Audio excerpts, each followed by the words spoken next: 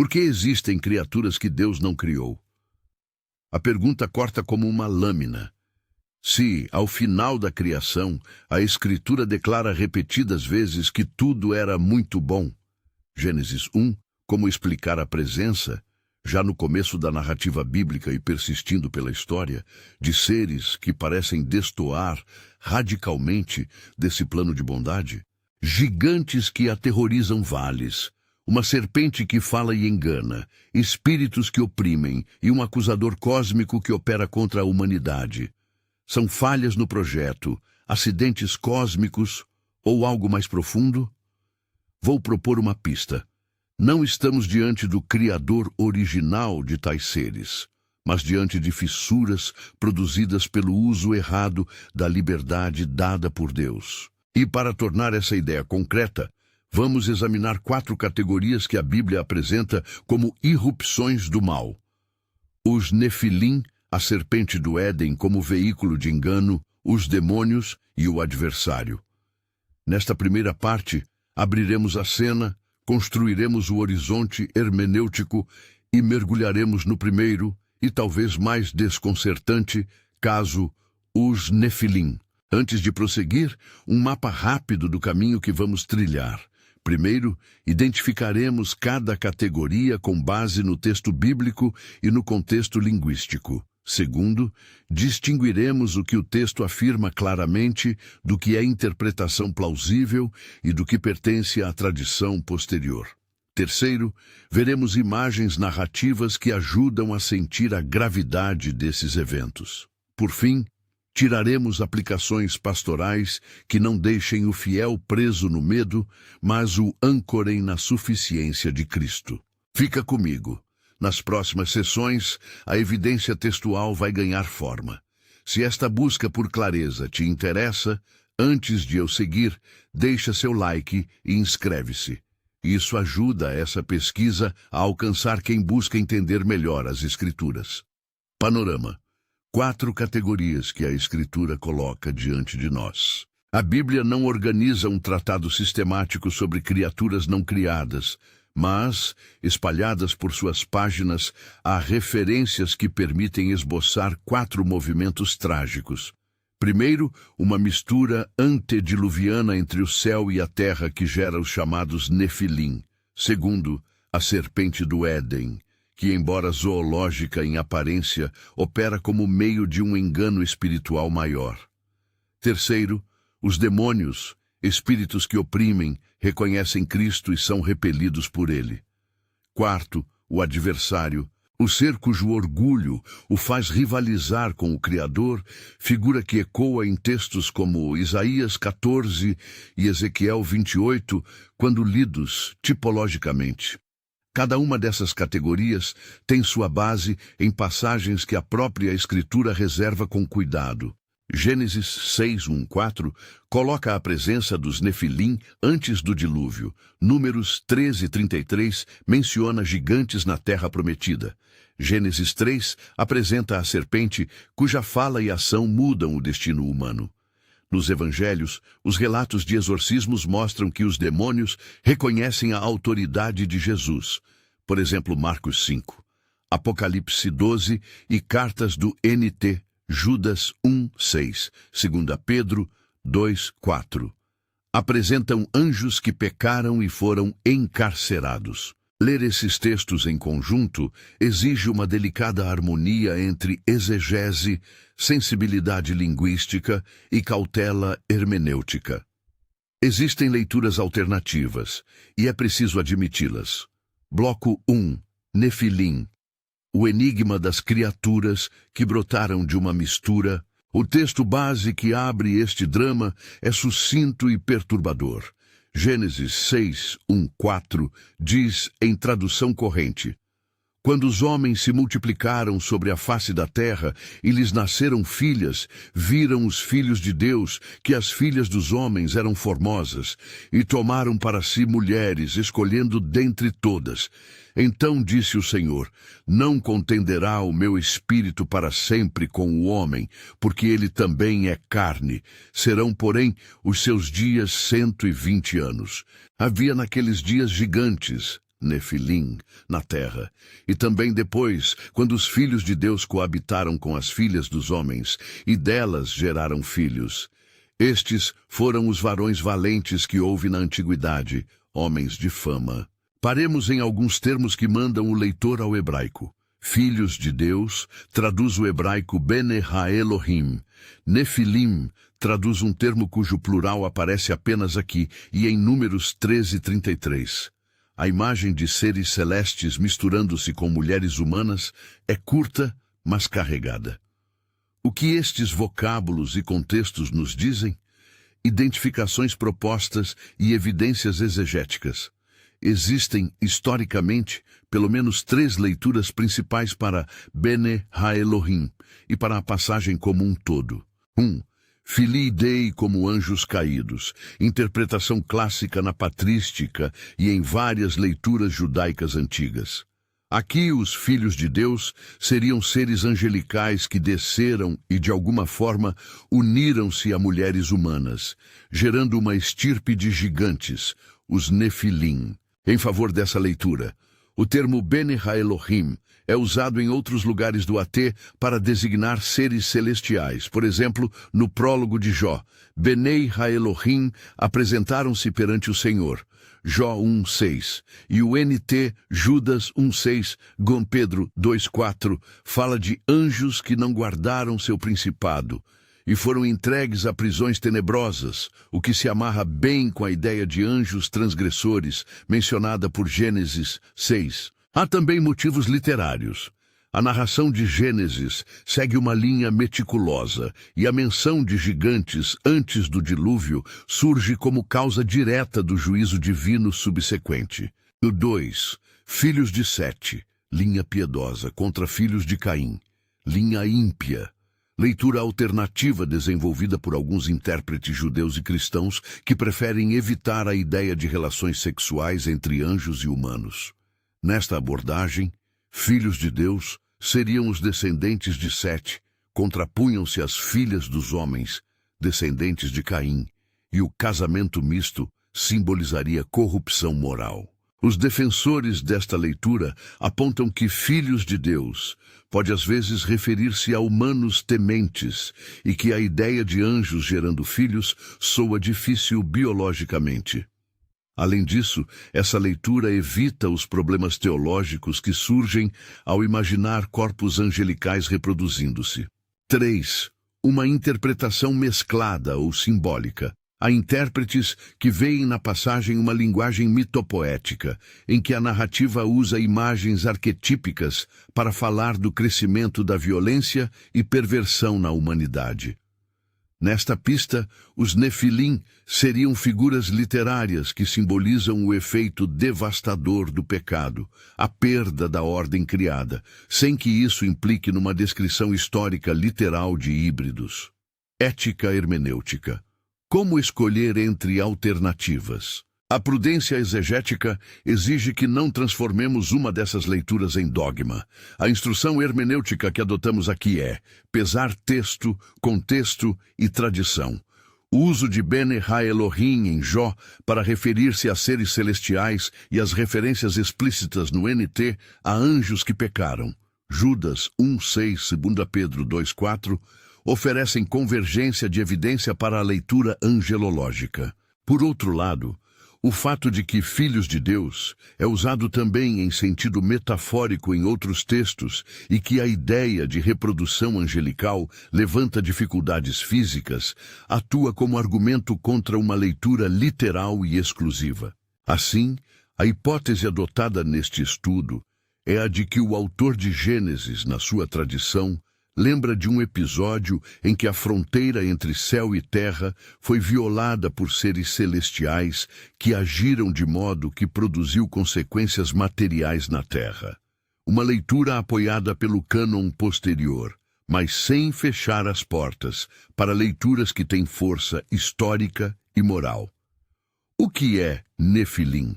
O termo hebraico Nefilim é etimologicamente discutido. Muitos estudiosos derivam-no de nafal, cair, sugerindo, portanto, os caídos, ou os que derrubam. Outros vinculam a palavra a noções de grandeza e estatura. Em Números 13:33, os espias relatam sobre a terra de Canaã. Nós vimos ali os Nefilim, os filhos de Anak vêm dos Nefilim. E éramos aos nossos olhos como gafanhotos, e assim lhes éramos aos seus olhos. Esse testemunho espelhado nos relatos posteriores da presença de gigantes, os refaitas Anak, no período de conquista, confere ao termo uma carga material. São homens de grande estatura e força que causam temor. Não obstante, o texto de Gênesis 6 afirma que esses Nefilim surgiram naqueles dias e também depois, sugerindo uma origem atrelada a um evento particular e uma persistência subsequente. A ligação entre a atividade de seres celestiais e a emergência de gigantes humanos explicita uma lógica narrativa. Quando a ordem criada é violada por agentes que assumem papéis que não lhes pertencem, surgem consequências corpóreas e sociais. O papel das tradições do Segundo Templo, contexto histórico-cultural, é necessário reconhecer que, fora do cânon, certas literaturas judaicas posteriores, como o livro de Enoque, foram muito explícitas sobre esse episódio. Enoque desenvolve uma história extensa sobre anjos que descem à terra, ensinam técnicas proibidas e tomam esposas humanas, produzindo gigantes e corrompendo o mundo. Essas obras pertencem à tradição intertestamentária e ajudam a entender como comunidades antigas interpretaram e ampliaram a narrativa breve de Gênesis 6. Contudo, por regra hermenêutica, devemos tratar esses textos como testemunhos de leitura cultural e não como escritura canônica. Eles explicam como antigas audiências podiam entender Gênesis, mas não acrescentam autoridade normativa ao texto bíblico. Portanto, contexto útil, não escritura igual. Cena reconstituída, uma imagem para sentir a gravidade. Imaginem a paisagem pré-diluviana, vales extensos, vilas pioneiras, homens e mulheres ocupados em seus ofícios. Surge, como uma sombra que atravessa o céu, a notícia de que vozes estranhas caminham entre as colinas ao entardecer. Não vozes de pássaros, nem o ruído dos animais, mas sussurros que trazem saberes proibidos. Dizem que homens grandiosos surgiram, que suas pegadas abrem sulcos na terra. Em outra ponta, há relatos de casamentos incomuns, de alianças que unem o terreno ao celeste. O resultado é uma sociedade em ebulição. Tecnologias que alteram o modo de vida, violência que escala, filhos nascidos com uma estatura e ferocidade que inspiram medo. Essa imagem ajuda a compreender por que o narrador canônico associa esses eventos ao juízo do dilúvio.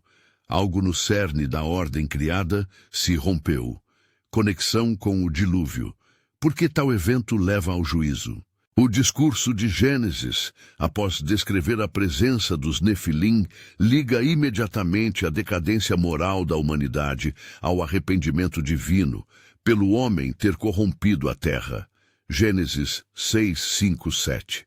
Se a leitura de que seres celestiais transgrediram seus limites for adotada, a transgressão não é simplesmente humana, é uma quebra da ontologia criada, uma corrupção que mistura esferas que deveriam permanecer separadas. O dilúvio, então, não é apenas punição por atos humanos, mas também medida que visa resetar a criação diante de uma degeneração ontológica. O ponto teológico que aqui interessa é este: o mal, como perversão do bem, opera muitas vezes através da imposição de uma ordem falsa. Quando essa ordem falsa começa a predominar, a mera convivência se torna insustentável. O dilúvio, como julgamento, é a resposta do Criador à catástrofe moral e ontológica. Números 13 e a pós-memória dos Nefilim. Violência persistente. O livro de Números, quando relata a inspeção da terra prometida, recupera a memória de gigantes no solo que deveriam habitar. Os espias veem os Nefilim e sentem-se como gafanhotos. Números 13:33. Isso diz algo fundamental. Mesmo após o juízo universal do dilúvio, o espectro da grande estatura, da violência e da usurpação da ordem humana não desapareceu por completo. A presença de refaítas e reis gigantes, como Goliat, nos períodos posteriores, indica que a criação continuou a experimentar vestígios daquele mal original. Há, assim, continuidade entre a fissura que abriu antes do dilúvio e as manifestações subsequentes de violência e dominação.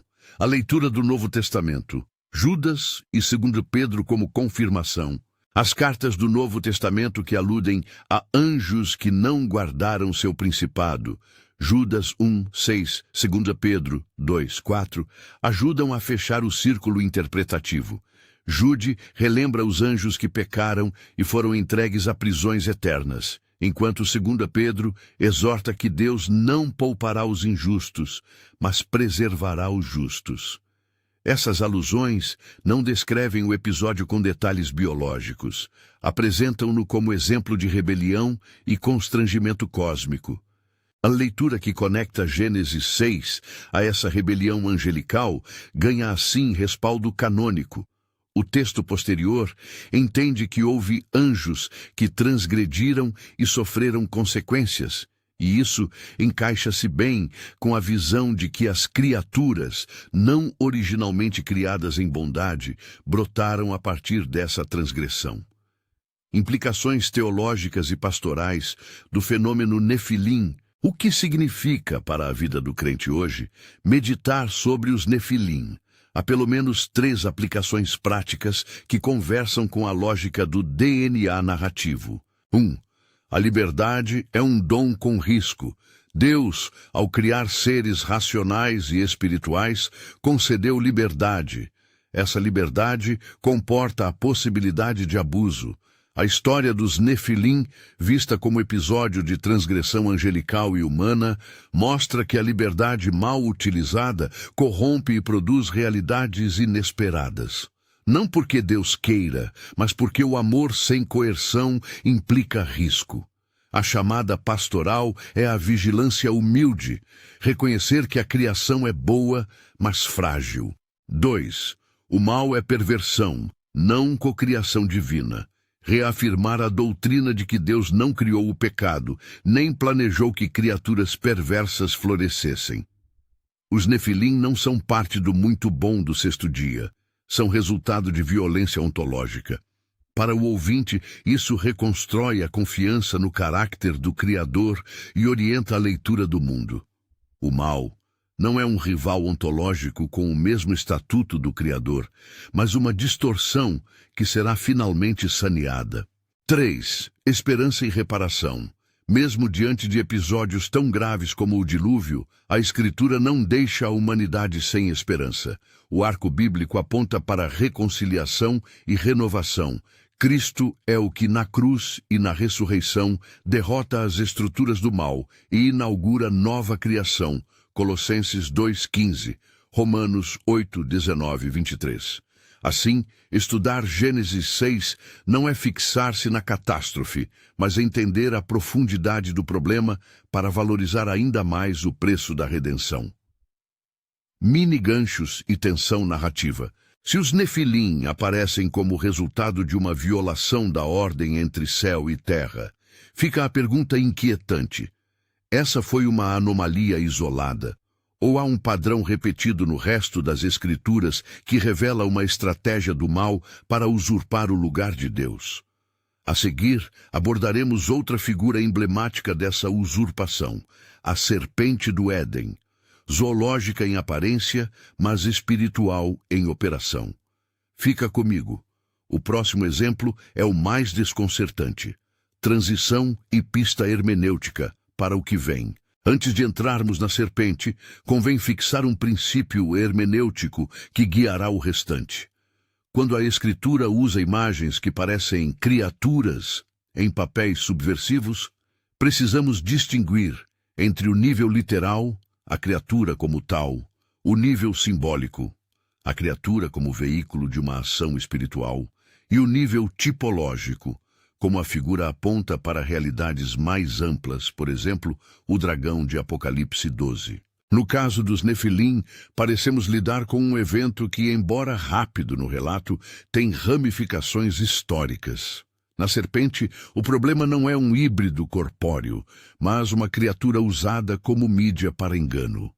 Ambas situações mostram a mesma dinâmica. O que era destinado a ser subordinado a Deus passa a disputar a autoridade do Criador. A próxima cena exigirá que entremos no jardim, escutemos a voz da tentação e observemos como a manipulação se constrói. Mas antes, um ponto para não esquecermos: em todo o caminho, a solução bíblica não é mera informação, mas transformação.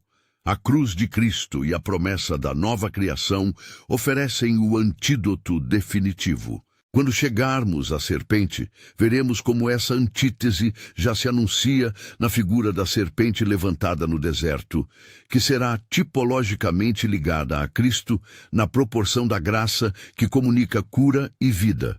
Ver João 3 e a serpente levantada em Números 21. Aprofundamento lexicográfico e hermenêutico. Bene Ha-Elohim, Nefilim e seus paralelos. Para aqueles que desejam ir além da superfície, vale uma investigação mais minuciosa das palavras. Bene Ha-Elohim, literalmente filhos dos deuses ou filhos do Deus, é uma expressão complexa. Em textos bíblicos, Ha-Elohim pode referir-se ao Deus único, a seres divinos ou ao tribunal celestial.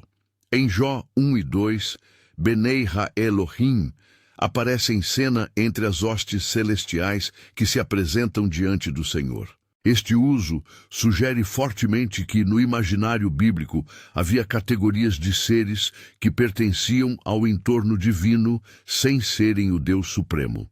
Assim, quando Gênesis utiliza a expressão, o leitor hebraico antigo poderia entender uma ação de seres pertencentes ao âmbito celestial. Quanto a Nefilim, a raridade do termo torna-o enigmático. Se nos entregarmos ao campo da etimologia, percebemos que qualquer proposta definitiva encontra limites. Mas a função narrativa é clara. Eles representam uma ruptura material e visível da ordem, e a narrativa os liga à corrupção generalizada que motiva o dilúvio. Considerações finais desta sessão e preparação para seguir adiante. Ao terminar este bloco sobre os Nefilim, 3 certezas se impõem com força. 1. A Escritura apresenta desde o início a possibilidade de seres e situações que violam a bondade originária. 2. A convergência textual entre o AT e o NT, no reconhecimento de anjos que pecaram, ainda que os detalhes biológicos permaneçam debatidos. 3. A teologia bíblica, longe de ser assustadora, oferece um remédio. O juízo é real, mas a esperança em Cristo é a resposta última. Seguiremos agora para a segunda categoria, a serpente do Éden. Ali não falamos de híbridos corpóreos, mas de uma criatura que funciona como meio de engano espiritual. É uma passagem curta no texto, mas suas consequências atingem toda a história da salvação. Não perca! É nesse episódio que a pergunta como o mal entra no mundo encontra uma de suas respostas mais contundentes e também onde a promessa do Redentor começa a se insinuar como uma sombra que atravessa o jardim. Entramos no jardim. O texto é curto, mas o impacto é profundo. Gênesis 3 descreve um encontro em que aquilo que deveria ser subordinado ao homem, uma serpente, torna-se o instrumento de sedução.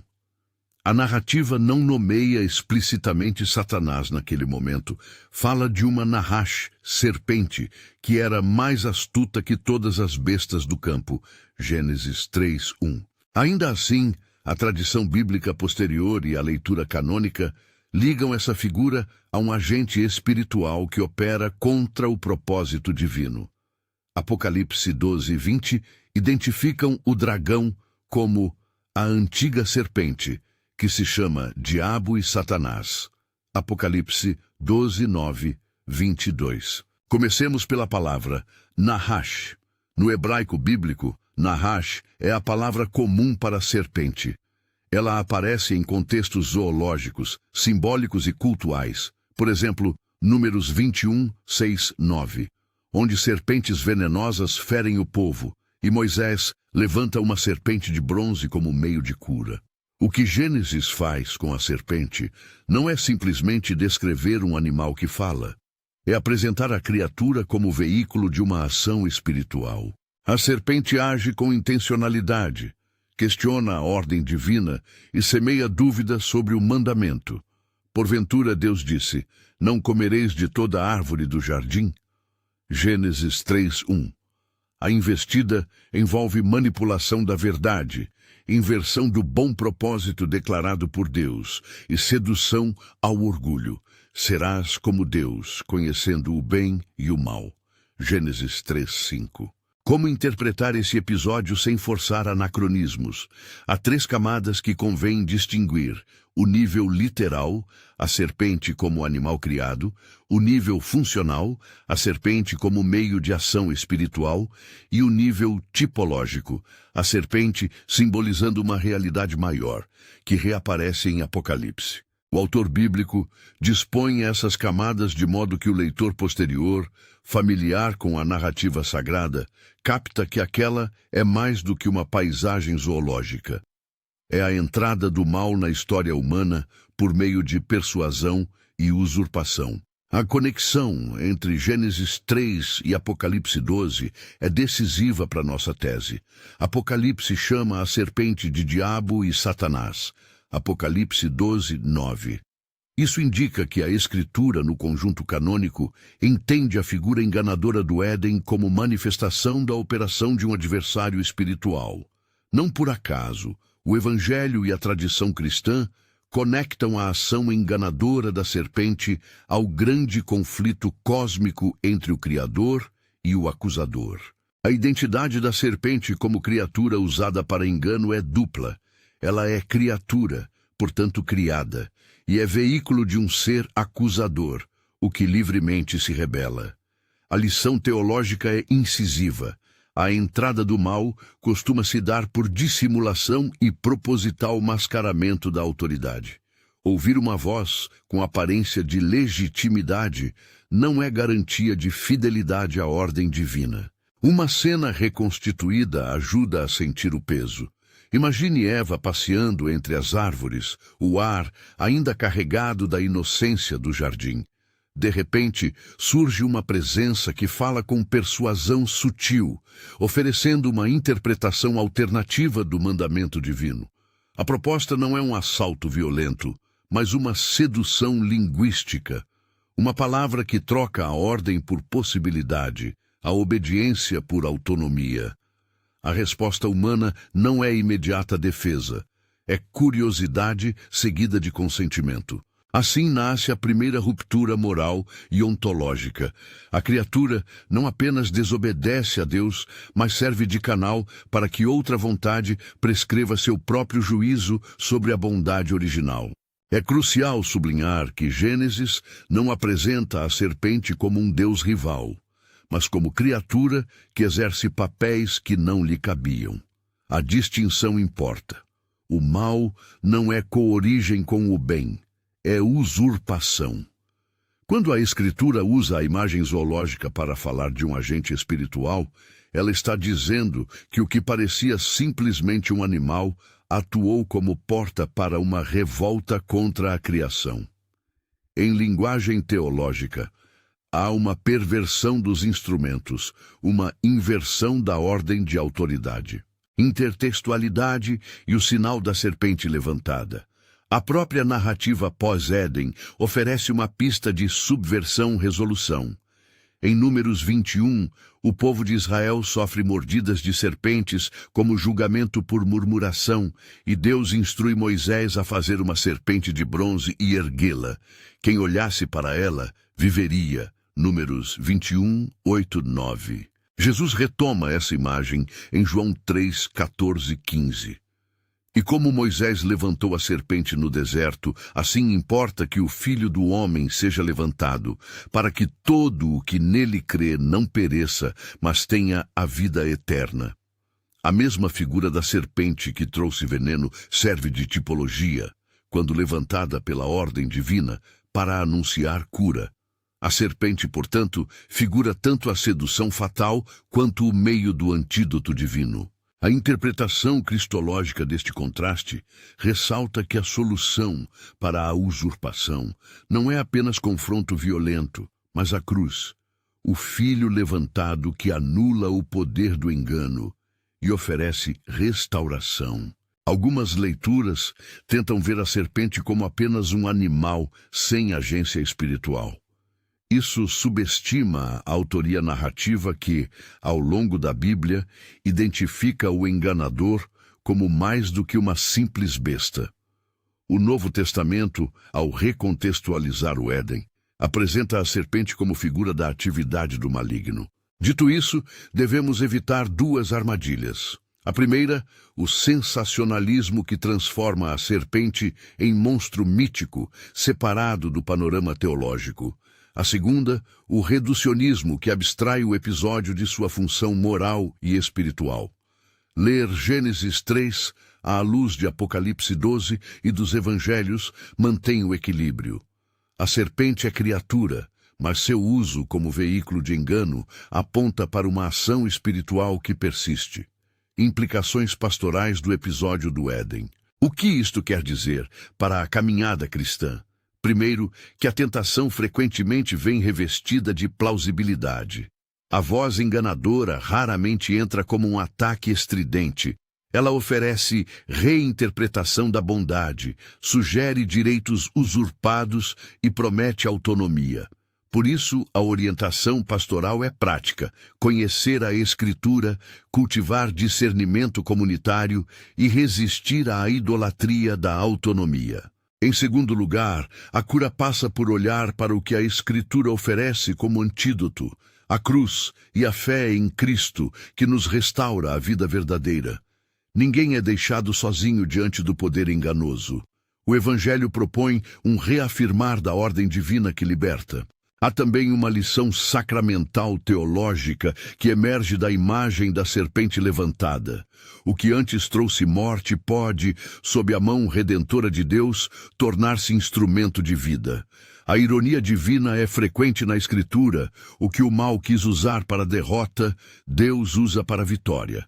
É um consolo para a Igreja. A história da salvação é triangular, envolvendo o abuso da criação, o juízo temporal e a superação escatológica.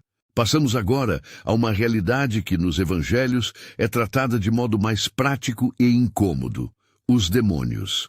Ao contrário das figuras mitológicas, os relatos de possessão e exorcismo estão entre os episódios mais frequentes das narrativas sinópticas. Por que eles aparecem apenas nos evangelhos e na literatura apocalíptica, e não como parte da narrativa da criação? Porque a descrição do mundo muito bom não inclui opressões espirituais. Estas são consequência da liberdade mal usada e das transgressões angélicas. As palavras gregas que o NT usa para demônio são shedim daimonion. No AT, termos como shedim aparecem em contextos que nomeiam espíritos não adoráveis. No NT, daimonion designa espíritos impuros que o próprio Jesus enfrenta. A exegese dos evangelhos revela 3 traços característicos desses seres: reconhecimento da autoridade de Cristo, capacidade de causar males físicos e psicológicos e desejo de permanecer em domínios corporais ou sociais. O relato mais conhecido é o encontro de Jesus com o homem de Gadara, Marcos 5:1-20, onde uma multiplicidade de espíritos se autodenomina legião e reconhece Jesus como Filho do Deus Altíssimo, Marcos 5:7. Eles rogam para não serem expulsos sem destino, temendo um cárcere pior. Esse reconhecimento e essa submissão à autoridade de Jesus demonstram que, embora sejam ativos, esses espíritos não têm liberdade para operar independentemente do decreto divino. e a autoridade do Messias os subjuga. Sobre a origem dos demônios, a Escritura e a tradição oferecem pistas diversas, mas nenhuma que imponha uma história única e irretratável.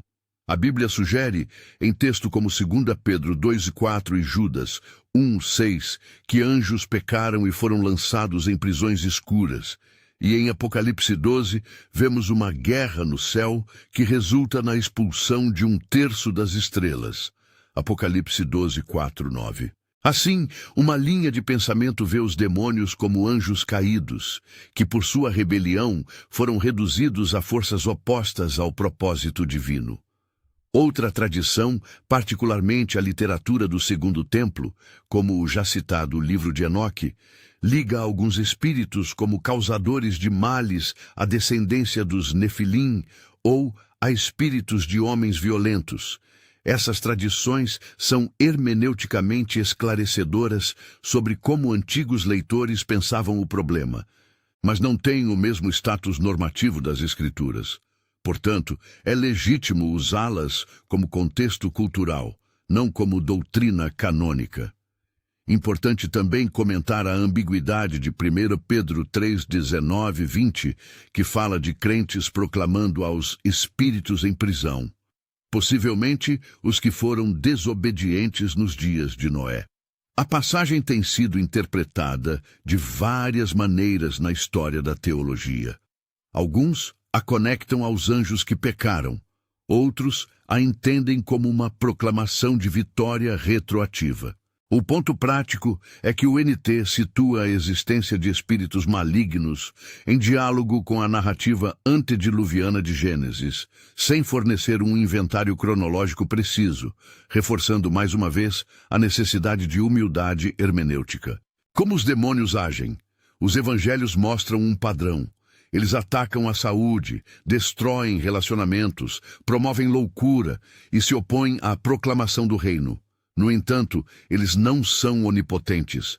O poder de Jesus sobre eles é uma constante. Expulsam-se ao comando do Senhor. Por exemplo, Marcos 1:23-27, Lucas 4:33-36. E a vitória final sobre essas forças é proclamada na cruz. Colossenses 2:15. Paulo fala das potestades e domínios que foram despojados publicamente por Cristo. Essa linguagem aponta para uma derrota real e decisiva das estruturas espirituais hostis. A implicação pastoral é clara. Entender a realidade do mal não é resignar-se a terror, mas reconhecer a vitória já ganha em Cristo e ordenar a vida na autoridade do Evangelho. Há uma segunda dimensão para considerar, a encarnacionalidade da missão exorcística. Nos evangelhos, demônios frequentemente pedem abrigo em porcos, Marcos 5, e em outros casos são expulsos sem destino claro. Isso sugere que esses espíritos procuram anfitriões, aproveitando vulnerabilidades corporais e sociais. A prática apostólica de expulsar demônios, portanto, é inseparável da proclamação do reino que traz restauração integral, física, mental e comunitária.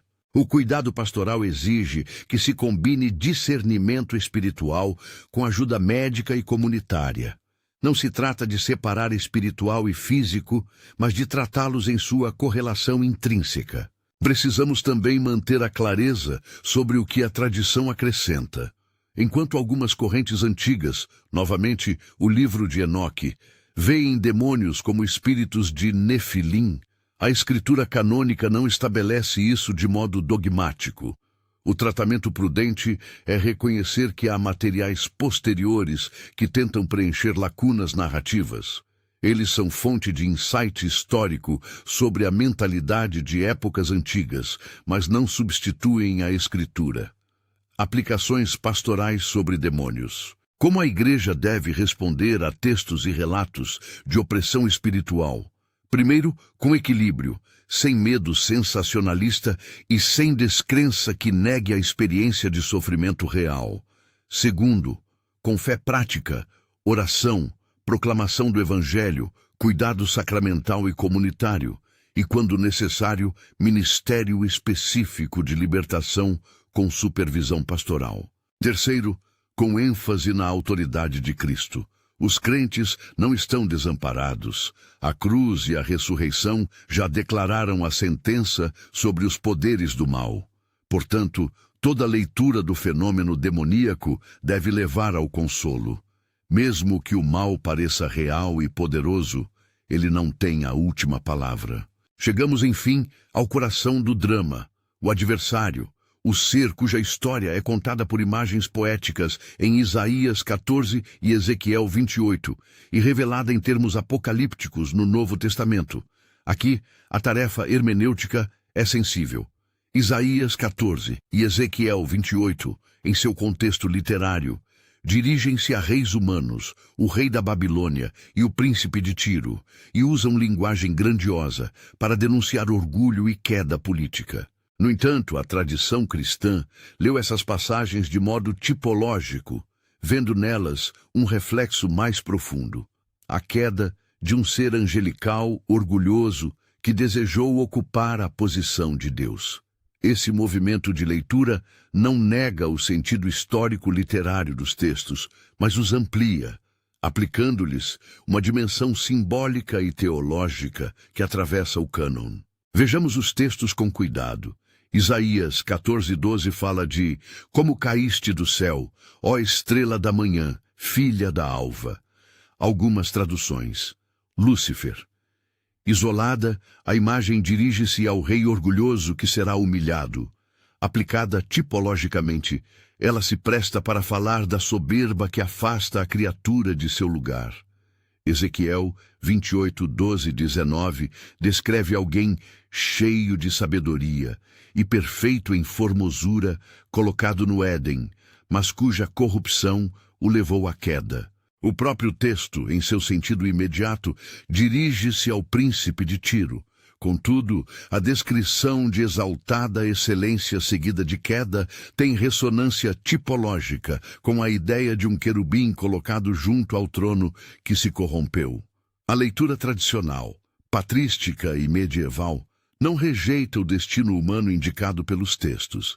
Ela, em vez disso, lê na figura um tipo que aponta para a realidade angelical que se opõe a Deus. O Novo Testamento, por sua vez, identifica claramente um agente chamado Satanás, ou Diabo, cujas atividades são descritas como acusação, tentação e ódio contra a humanidade.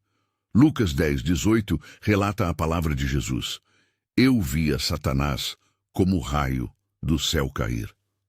Apocalipse 12 fornece uma imagem cósmica da guerra celestial e da expulsão do acusador para a terra, onde ele continua sua obra de engano. Apocalipse 12:7-12. A teologia bíblica, portanto, combina descrições poéticas e históricas com uma narrativa escatológica em que o adversário é criado, rebelou-se e opera como instância real de oposição, porém subordinado ao juízo definitivo de Deus. O que levou à queda? Em todas as narrações tipológicas, o elemento-chave é o orgulho. Querer ser como Deus, sobrepor-se à sua vontade. Esse motivo moral explicita a lógica da liberdade como risco. Seres racionais criados com capacidades morais podem, ao escolherem, inverter seu propósito. A literatura teológica fala disso em termos de transtorno da ordem criada. Não de rivalidade ontológica, mas de violência moral que distorce a intenção criadora. A questão da natureza criada de Satanás merece ser afirmada com firmeza. A Escritura não apresenta Satanás como coeterna ou coigual com Deus. Ele é criatura, ainda que dotada de inteligência e poder consideráveis. Sua rebelião é real, porém temporal e contingente. Essa certeza conserva o monoteísmo bíblico. O mal não é uma força eterna autoexistente que limita Deus. É um efeito da liberdade mal exercida e, em última instância, sujeito ao juízo soberano do Criador. Consequências pastorais da leitura angelológica. Como essa compreensão afeta a vida da Igreja? Primeiro, ela dissipa o medo idólatra. Satanás, por mais que haja, não é supremo. O Criador permanece Senhor e Juiz. Segundo, ela convoca a humildade. O perigo moral que derrubou o querubim é o mesmo que nos ameaça. A tentação de querer nos exaltar acima do lugar que nos foi dado por amor. Terceiro, ela aponta para a esperança. A derrota definitiva do mal é prometida e realizada já por Cristo. O denunciante é desmascarado e seu fim será consumado. Apocalipse 20:10. Portanto, o chamado pastoral é a vigilância, evitar complacência, a resistência, vida em comunidade e disciplina espiritual, e a confiança em Cristo que venceu. A síntese teológica que resulta desses 4 blocos, Nefilim, serpente, demônios, adversário, pode ser formulada em termos simples e profundos. O mal não é criação primária de Deus. É fissura resultante do mau uso da liberdade entre seres racionais. Quando criaturas dotadas de vontade se afastam do Criador, instauram-se distorções que se manifestam de modos diversos, híbridos de violência, Nefilim, enganos sutis, serpente, opressões espirituais, demônios e acusação sistêmica, Satanás. A linha narrativa da Escritura move-se, então, para o diagnóstico do problema e para a atuação restauradora de Deus. Qual é a resposta divina que a Escritura oferece? A cruz. Colossenses 2,15 diz que Cristo despojou os principados e potestades e os expôs publicamente, triunfando sobre eles. Em Romanos 8 vemos a criação aguardando a revelação dos filhos de Deus e a promessa da redenção integral. Apocalipse 21:22 visualiza a consumação, uma nova criação, onde não haverá mais morte, lágrimas nem dor, nem presença lastimável do que nos oprime. A cruz não é apenas uma solução individualista para problemas espirituais. Ela é o lugar em que a acusação é anulada, a usurpação é desfeita e a ordem é inaugurada de novo. Do lado prático, isso se traduz em várias linhas pastorais. Proclamar o Evangelho é enfrentar o império do engano. Vislumbrar a nova criação é ordenar a vida presente na perspectiva da esperança. E cultivar a humildade é o antídoto contra a soberba que gera destruição. A luta espiritual tem caráter ético, cristológico e comunitário. A Igreja é chamada a encarnar na vida cotidiana os frutos do reino como testemunho profético contra as estruturas do mal. Antes de encerrarmos, vale uma palavra sobre limites hermenêuticos. A Escritura oferece narrativas e imagens que descrevem situações onde seres agem de modo malicioso. Ainda assim, a Bíblia não responde a todos os pormenores históricos. Quando ocorreu exatamente a queda angelical? De que modo se deu o relacionamento entre anjos e humanos em termos biológicos? Em todas essas perguntas, a prudência hermenêutica exige reconhecer lacunas. Podemos afirmar, com convicção teológica, que houve rebelião, que o mal atua por perversões da bondade e que a obra de Cristo resolve o problema. Mas não devemos transformar conjecturas em dogma, nem as tradições extracanônicas em escritura. O que a fé confessa é o fato do pecado, a realidade das criaturas ímpias e a suficiência do Redentor. Chegamos agora ao momento onde as implicações se tornam pessoais. Se essa exposição trouxe inquietação, 3 orientações práticas podem ajudar o cristão a manter-se firme. 1.